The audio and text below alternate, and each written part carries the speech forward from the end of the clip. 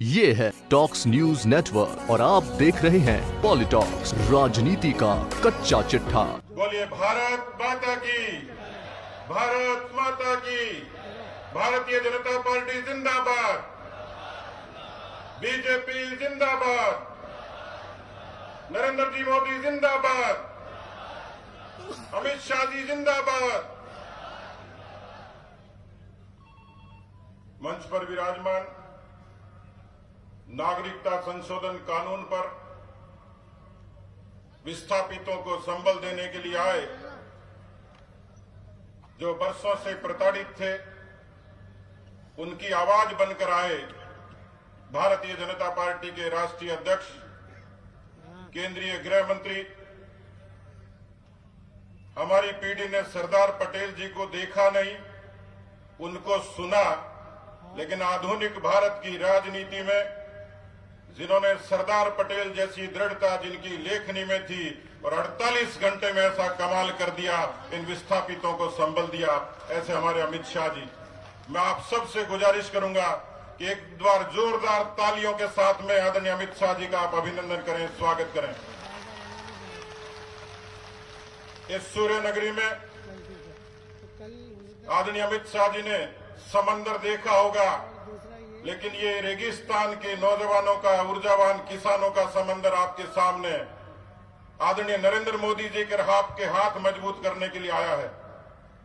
मैं अभिनंदन करूंगा मेरे भाई गजेंद्र सिंह शेखावत जी का, जो जनसेवक के रूप में इस जोधपुर की धरती को सिंचित करते हैं।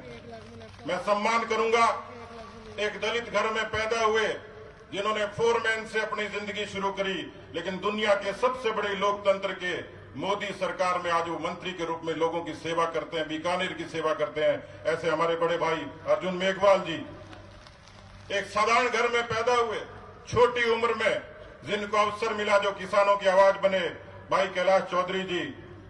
और आपने सुना होगा नेता प्रतिपक्ष गुलाब चंद कटारिया जी को, आपको कहीं से लगते हैं वो 75 साल के बुजुर्ग हैं, 25 साल जैसे नौजवान जैसी ऊर्जा वाणी आपने उनकी सुनी होगी। इस राजनीति के, राजस्थान की राजनीति के नक्शे पे 7 बार के विधायक और उपनेता प्रतिपक्ष आदरणीय राजेंद्र राठौड़ जी। यहां पर मैं मंच का सम्मान करता हूं सारे नेता जिन्होंने अपने परिश्रम से इस मारवाड़ की धरती पर भारतीय जनता पार्टी को मजबूत बनाया। बहनों और भाइयों, किसान सरदारों, नौजवान भाइयों, आज मौसम बेईमान है। बेईमान इसलिए है कि एक मुख्यमंत्री इस जोधपुर की धरती में अपने गृह क्षेत्र में कॉलेज का फीता काट रहा है। कॉलेज के फीते के साथ उन विस्थापितों के सपने भी तोड़ रहा है। लेकिन आज जोधपुर की धरती पर मौसम ऊर्जावान भी है, क्योंकि इन विस्थापितों के सपने को पूरा करने के लिए अमित शाह जी आपके बीच में आए हैं, ये भरोसा दिलाने के लिए आए हैं।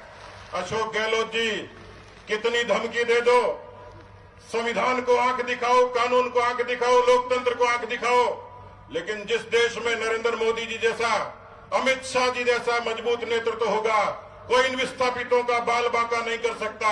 इनको नागरिकता मिलेगी और इज्जत और सम्मान के साथ हिंदुस्तान में ये जीवन जिएंगे। मित्रों, वो कॉलेज का फीता काट रहे हैं, लेकिन कोटा की धरती पर 100 से ज्यादा मासूम बच्चों की जिंदगी की डोर भी इस सरकार की लापरवाही और अकर्मण्यता से टूट रही है। मैं अशोक जी को कहना चाहता हूं, आज 20 दिन बाद उनके चिकित्सा मंत्री और एक मंत्री और गए, उनके लिए लाल कालीन बिछा। हमारे भारतीय जनता युवा मोर्चे के लोगों ने कहा कि 20 दिन बाद आपको सुध आई है। उन्होंने उनका प्रतिकार किया, उन पर डंडे चलाए, उनको हिरासत में लिया, लेकिन लोकतंत्र में आप उनकी आवाज दबा नहीं पाएंगे। उन मासूमों को भी न्याय देना पड़ेगा। उनकी इज्जत से खिलवाड़ करने वाली सरकार, कुछ तो शर्म करो। यहां पर मारवाड़ के किसान बैठे हैं, 150 करोड़ का नुकसान हुआ गहलोत जी, 150 करोड़ का नुकसान, किसानों के आंसू पहुंचे नहीं, केवल गिरदावरी की बात कह के वापस आ गए। ये धन्य हो हिंदुस्तान की सरकार, गजेंद्र सिंह जी, कैलाश जी, कि जिन्होंने तत्काल बात करी और ये भरोसा दिलाया कि हम मारवाड़ के किसानों के सुख दुख में साथ खड़े हैं और निश्चित रूप से उनकी मदद करने की पूरी कोशिश करेंगे। मित्रों, अशोक गहलोत जी किस मुंह से आपके बीच में आते मुझे पता नहीं, लेकिन राजस्थान की धरती, किसान जवाब मांगता है। कर्जा माफी के नाम पर जो झूठ का खेल खेला, आज वो किसान, उस बेरोजगार किसान आज भत्ते की मांग करता है, किसान आज न्याय की मांग करता है, कर्जा माफी की मांग करता है। आज राजस्थान का नौजवान अपने भत्ते की मांग करता है, रोजगार की मांग करता है, उन पर लाठियां चलाई जाती है, उनको जेल दी जाती है। मैं कहना चाहता हूं गहलोत जी, 1,76,000 मुकदमे राजस्थान के राजनीतिक इतिहास में पहली बार दर्ज हुए हैं।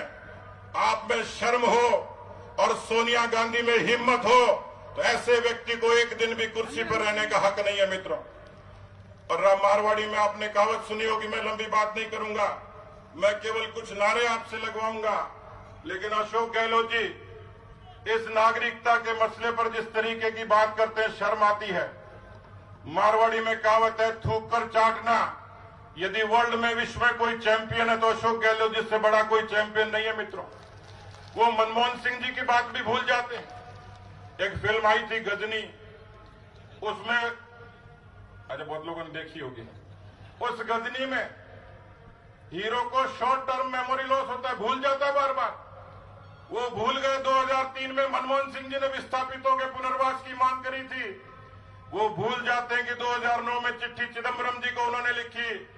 यदि समय ज्यादा हो गया हो गहलोत जी, तो ये आपका जन घोषणा पत्र है, 37 नंबर पेज अपनी कलम से आपने लिखा है, 34 नंबर बिंदु, जिसमें यह लिखा है कि पाकिस्तान के हिंदू विस्थापितों को पुनर्वास की और नागरिकता की मांग कांग्रेस पार्टी करती है और उसको अमल में लाएगी। इसको कहते हैं थूक कर चाटना मित्रों। और मुझे लगता है कि इससे बड़ा बेशर्म मुख्यमंत्री हो नहीं सकता। और उसके ताल में ताल मिला रहे चिकित्सा मंत्री और राजस्थान सरकार के तमाम मंत्री। मुझे लगता है कि ऐसे मुख्यमंत्री को आप देखिए किस तरीके की एक सामान्य सी सद्भाव होता है। देश के गृह मंत्री आ रहे हैं, विस्थापितों को नागरिकता की मांग के लिए, उनके सम्मान के लिए आ रहे हैं। और आज सुबह 9 बजे से लेके शाम के 6 बजे तक के कार्यक्रम खुद ने बना लिए। बसें रोकी गई, लोगों को टोल पर तंग किया गया, 5-5 किलोमीटर से पैदल चलकर अभी भी मेरे लोग आ रहे हैं, कार्यकर्ता सब आ रहे हैं। इसलिए किसान सरदारों, नौजवान भाइयों, हिंदुस्तान की यह सरकार अभिनंदन की पात्र है, मोदी जी अभिनंदन के पात्र हैं। और मैं एक बार फिर से गुजारिश करूंगा, इतना जोरदार नारा लग जाए कि राजस्थान की सरकार के पाए हिल जाएं।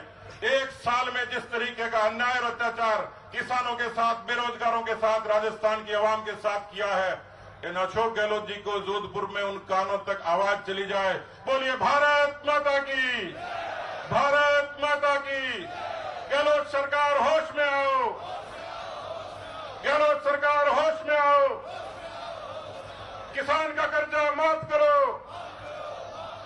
नागरिकता कानून लागू करो, बेरोजगारों के साथ न्याय करो। बहुत बहुत धन्यवाद। ये है टॉक्स न्यूज नेटवर्क और आप देख रहे हैं पॉलिटॉक्स, राजनीति का कच्चा चिट्ठा।